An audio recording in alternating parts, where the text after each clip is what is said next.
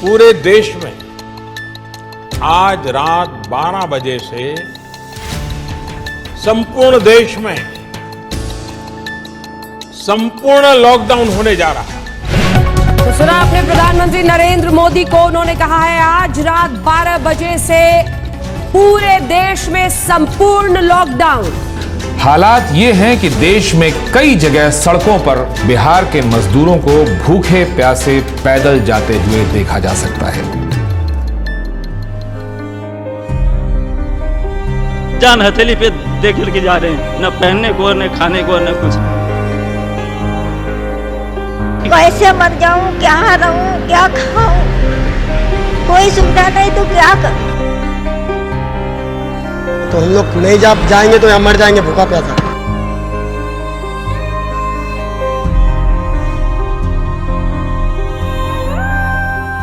मेरे हस्बैंड खत्म हो गए, मेरा बाबू चला गया हमको छोड़ के। कोरोना से जंग में भी देखिए बिहार अस्पताल खुद बीमार है, अस्पतालों के हालात बता रहे हैं कि मरीज भर्ती हो जाएं तो वो भगवान भरोसे ही घर वापस हो पाएंगे। पटना के अस्पतालों में ऑक्सीजन की कमी है, अस्पतालों ने मरीजों को लेना बंद कर दिया है।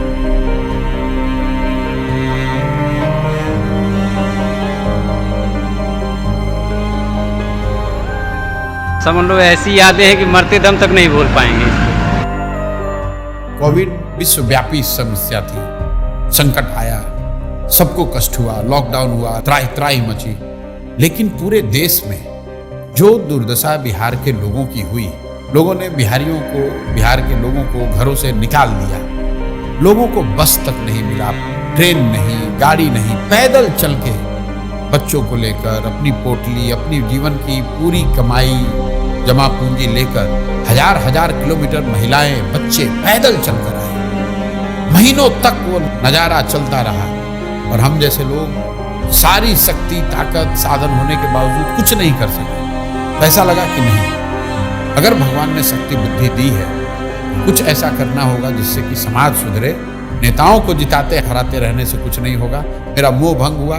फिर साल भर अपने लिए रखा, सोचने के लिए, समझने के लिए कि क्या करना है, कैसे करना है। और तय करके जब 2 मई 2022 को मैं आया बिहार में, 2 अक्टूबर से गांधी आश्रम पश्चिम चंपारण से पदयात्रा शुरू करेंगे। हर गांव, हर शहर, हर गली, हर मोहल्ले, हर पंचायत में पहुंचने के लिए पूरे बिहार में एक बार जाने का प्रयास करेंगे। जन सुराज क्या है? ये समाज की मदद से एक नई राजनीतिक व्यवस्था बनाने का प्रयास है। लहरा दो,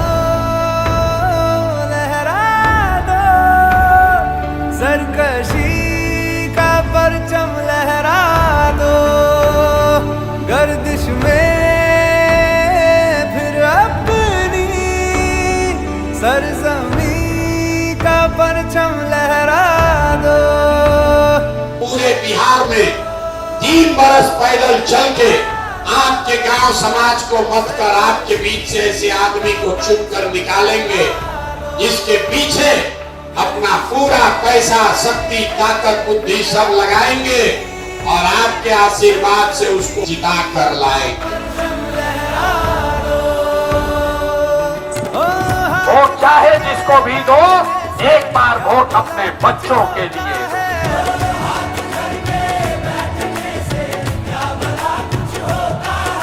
वोट देते समय स्वार्थी बनिए, अपना और अपने बच्चों का हित देखिए।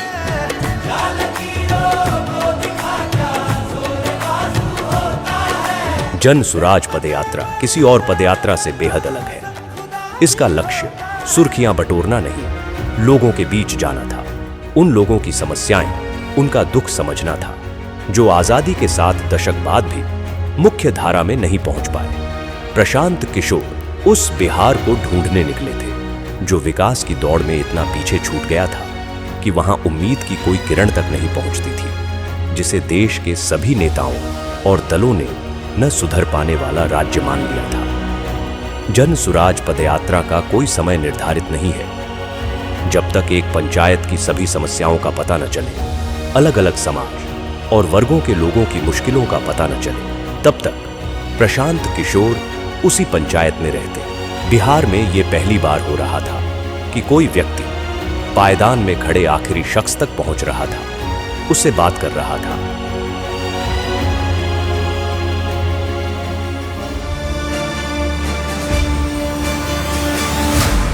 रात में पदयात्रा जहां खत्म होती, वहीं कैंप लगाया जाता।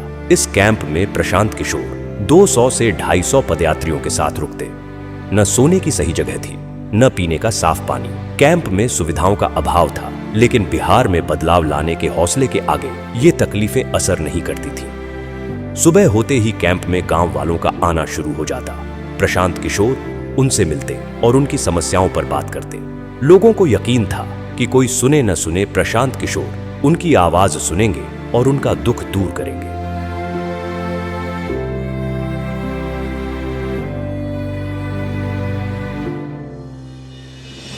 पदयात्रा हर वक्त चुनौतियों से भरी हुई थी। हर पल एक इम्तिहान था। कई सड़कें ऐसी थीं जहां सिर्फ पत्थर नजर आते थे।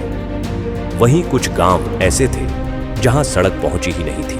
कभी इतनी बारिश होती कि घुटने तक कीचड़ भर जाता, तो कभी इतनी तेज धूप होती कि 2 कदम चलना भी एक चुनौती बन जाता। लेकिन इन सब के बावजूद प्रशांत किशोर चलते रहे। तेज धूप, कड़ाके की ठंड या मूसलाधार बारिश, हालात कोई हो, प्रशांत किशोर का मनोबल नहीं तोड़ सका। हर दिन प्रशांत किशोर 20 से 25 किलोमीटर पैदल चलते, लोगों से मिलते, छोटे छोटे समूहों में लोगों से बात करते। जो पदयात्रा महज कुछ लोगों के साथ शुरू हुई थी, अब उसमें लोग दूर दूर से आकर जुड़ने लगे। प्रशांत की आवाज पूरे बिहार में गूंजने लगी। वो जहां जाते, लोग उनकी बात सुनने के लिए इकट्ठा हो जाते। जिस मुखिया को, विधायक को जात और धर्म के नाम पर 500 रुपया और मुर्गा भात के लालच में आप वोट देते हैं, वही आदमी जब जीत कर आता है, आपके हलक में उंगली डाल के 5,000 10,000 रुपया निकालता है और आप बाप बाप चिल्लाते हैं कि भैया बड़ा भ्रष्टाचार।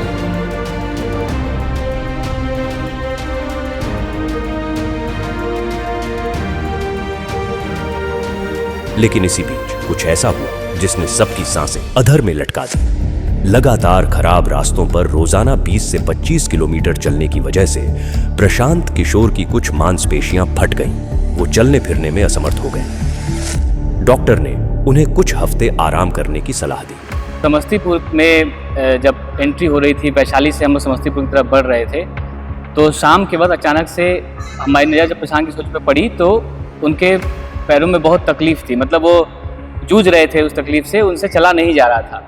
और चूंकि वो बहुत संकल्पित थे और जैसा कि सबको पता है वो बहुत जिद्दी आदमी है, 5-6 किलोमीटर का डिस्टेंस अभी और रह गया था। बावजूद इसके कई लोगों ने आके बताया, हम लोगों ने कहा कि भाई आपसे नहीं चला जा रहा है तो आप किसी गाड़ी पे बैठ जाइए, वहाँ से हम लोग चलते हैं। लेकिन तब भी उन्होंने उसको किसी तरीके से कंप्लीट किया। शाम को जब पदयात्री आपस में बैठ के बातचीत कर रहे थे तो ये बातचीत चल रही थी, सब मायूस थे और एक बार के लिए लग रहा था कि अब शायद ये पदयात्रा कभी ना चले, जितना तकलीफ में प्रशांत किशोर उस वक्त दिखाई पड़ रहे थे।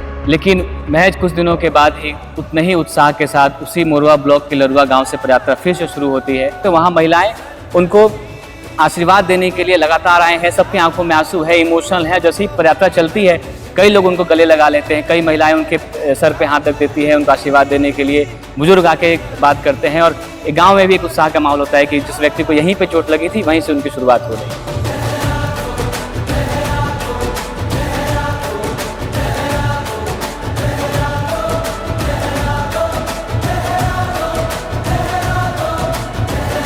कई लोग हमको कहते हैं भैया बड़ा कठिन काम ले लिए। मेरे घर वाले, मेरे दोस्त मित्र, जानने वाले, सहयोगी सब यही कहते हैं ये तो बहुत कठिन काम आपने ले लिया है। मैं कहता हूँ भाई कठिन है इसलिए मुझे करना है, कोई दूसरा नहीं हिम्मत करेगा इसलिए मुझे करना है।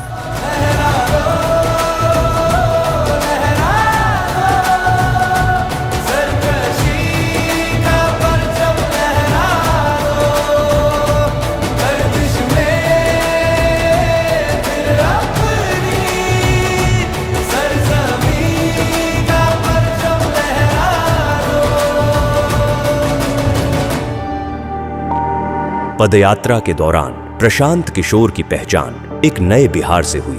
वो बिहार जो आंकड़ों से कहीं ज्यादा गरीब है। बिहार जितना आंकड़ों में गरीब दिखता है और जब आप उसको इन पर्सन फील करते हो तो दोनों में जमीन आसमान का फर्क है। क्या वो इन पर्सन और भी ज्यादा बहुत भयानक दिखता है।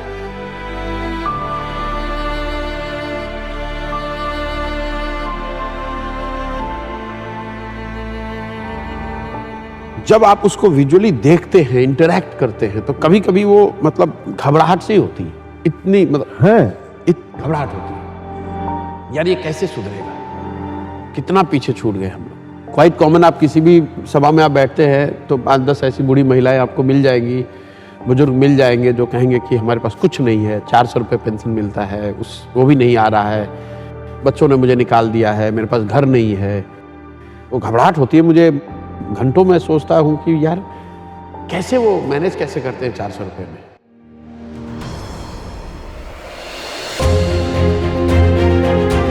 दो सालों की पदयात्रा में प्रशांत किशोर ने लोगों को जागरूक किया, उन्हें अपने वोट की सही ताकत का एहसास करवाया, उन्हें बताया कि उनका और उनके बच्चों का जीवन बदलने का तरीका है सही मुद्दे पर वोट देना। लेकिन हर जगह लोग यही कहते कि उनके पास विकल्प नहीं है। इसके अभाव में हर बार उन्हें न चाहते हुए भी उन्हीं कुछ दलों को वोट देना पड़ता है।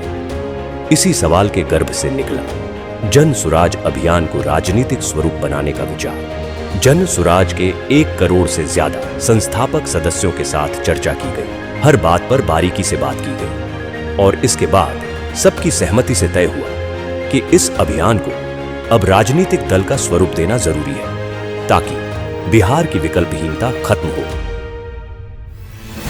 25 में बिहार में नई व्यवस्था बननी है।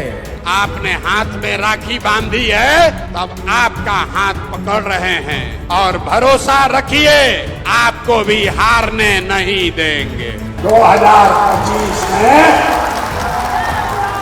जनता का राज बनाए।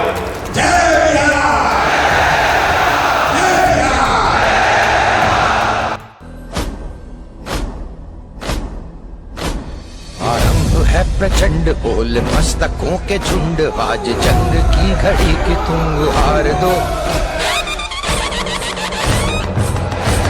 आरंभ है प्रचंड बोल मस्तकों के झुंड, आज जंग की घड़ी की तुम हार दो। मान वान शान या कि जान गाहो दान, आज एक धनुष के बाण पे उतार दो। आरंभ है प्रचंड, करे सो प्राण दे, जो मन करे सो प्राण ले, वही तो एक सर्वशक्तिमान है। विश्व की पुकार है, ये भागवत का सार है कि युद्ध ही तो वीर का प्रमाण है। जो लड़ सका है वो ही तो महान है। जन सुराज को आधिकारिक तौर पर जन सुराज पार्टी के तौर पर स्वीकार कर लिया गया है।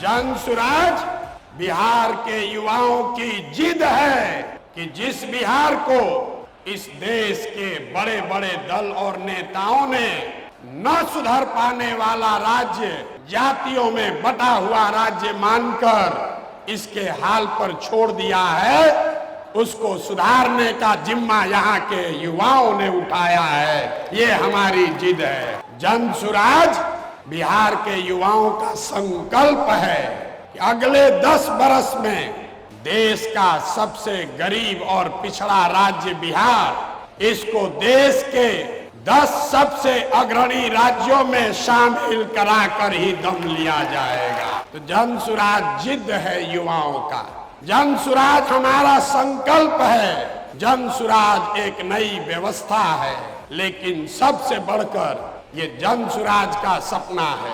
अपने जीवन काल में हम लोग ऐसा भी दिन देखना चाहते हैं जब हरियाणा, पंजाब, गुजरात, महाराष्ट्र से लोग बिहार में रोजी रोजगार करने आए, तब मानेंगे कि बिहार में विकास हुआ है। होना चाहिए कि नहीं होना चाहिए? होना चाहिए कि नहीं होना चाहिए?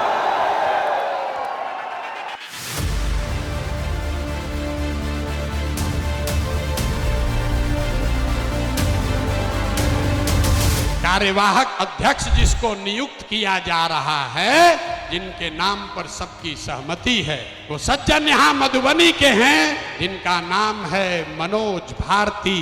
ये इसलिए नहीं है कि ये दलित समाज के हैं, ये काबिल हैं जो दलित समाज के भी हैं। ये पहला ऐसा दल होगा जहां पर उम्मीदवारों का चयन जनता के द्वारा किया जाएगा। जनसुराज अपने संविधान में लिख रहा है राइट टू रिकॉल। अगर टिकट पाने के बाद, आपका वोट लेने के बाद भ्रष्टाचार चालू किया तो उसका चाबी आपके हाथ में है। 2.5 वर्ष में उसको वापस बुलाया जाएगा। जनसुराज पार्टी का जो आधिकारिक झंडा होगा उसमें महात्मा गांधी के साथ साथ संविधान निर्माता बाबा साहब अम्बेडकर का चित्र भी शामिल किया जा रहा है। कमर कस लीजिए, जंग की शुरुआत ठान दी है, अब हम लोग पीछे हटने वाले नहीं हैं। जय बिहार, जय बिहार, जय बिहार, जय बिहार, जय बिहार। प्रशांत किशोर ने आज अपनी नई पार्टी लॉन्च की। पार्टी का नाम है जनसुराज पार्टी। इस मौके पर पटना के वेटरनरी ग्राउंड में प्रशांत किशोर ने बड़ा कार्यक्रम किया। उन्होंने कहा कि वो बिहारियों के सम्मान के लिए काम करेंगे। पार्टी के झंडे पर बापू और बाबा साहब दोनों की फोटो।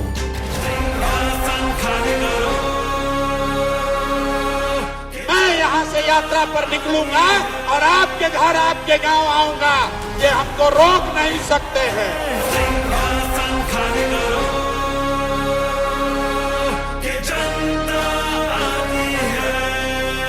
6 महीने के लिए कमर कस लो और अपने इस बेटे, अपने भाई पर भरोसा रखिए। नवंबर में आपको नई सरकार बनाकर, जनता की सरकार बनाकर देंगे।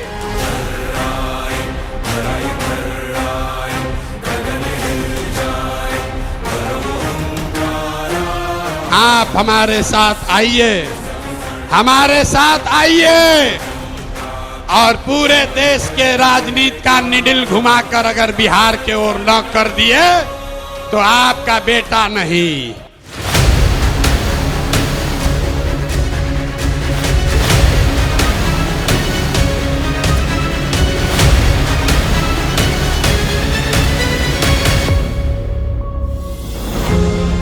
दल बनने के बाद एक बार फिर प्रशांत किशोर ने लोगों के बीच पहुंचना शुरू किया।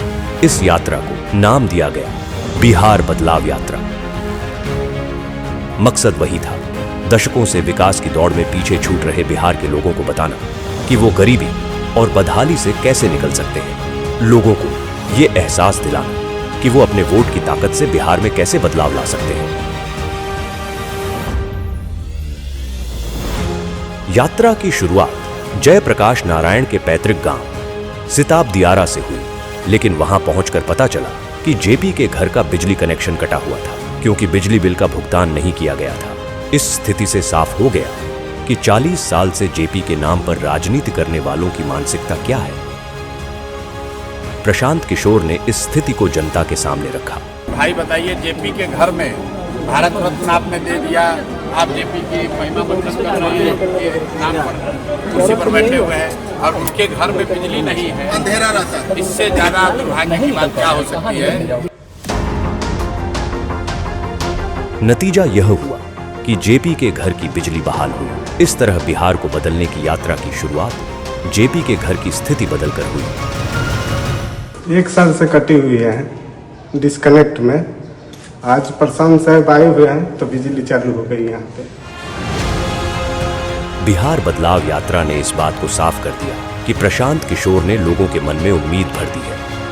वो जहां जाते हजारों की भीड़ उनके स्वागत में खड़ी रहती। लोग दूर दूर से प्रशांत किशोर को सुनने आ रहे थे। वोट बिहार का तो फैक्ट्री कहाँ लगना चाहिए, बिहार में कि गुजरात में? सबको बोलना है, वोट बिहार का तो फैक्ट्री कहाँ लगना चाहिए, बिहार में कि गुजरात में? बिहार में कि गुजरात में?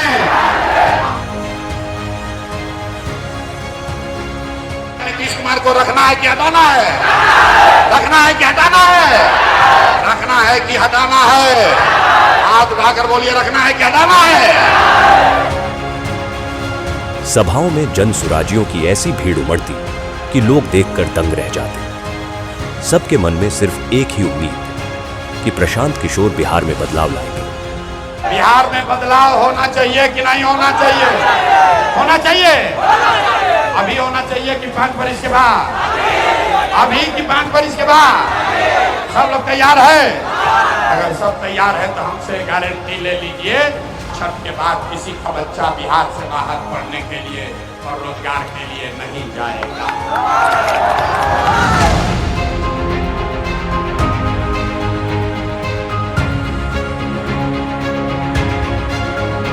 प्रशांत किशोर ने बिहार में इन 3 सालों में जो करके दिखाया है, उसने बिहार की राजनीति की दशा और दिशा दोनों बदल दी है।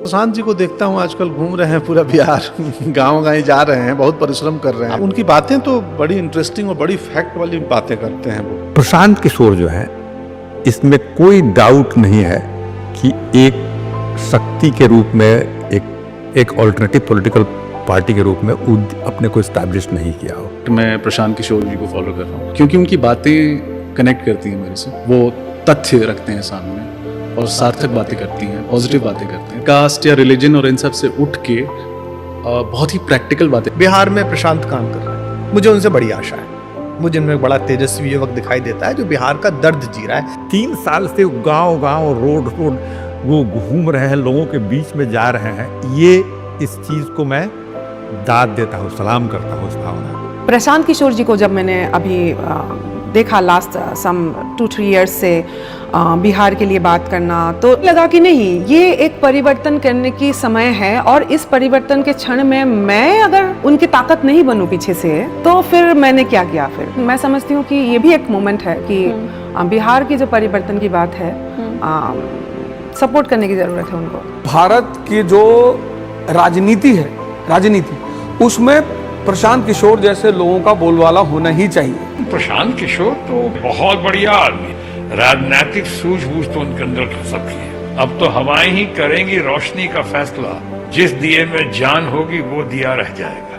वो आदमी गांव-गांव में जाकर के अब ऐसी स्थिति वो क्रिएट कर दिया कि चर्चा हो रहा है उसका। कांधों लगा रहना और जाना, हर लोगों के गांव में बिना सिक्योरिटी के चलना, उतना हिम्मत के साथ चलना। तो मैं देख रहा हूँ एज ए जर्नलिस्ट, तो उस आदमी को सैल्यूट के सिवा हम कुछ नहीं कर सकते।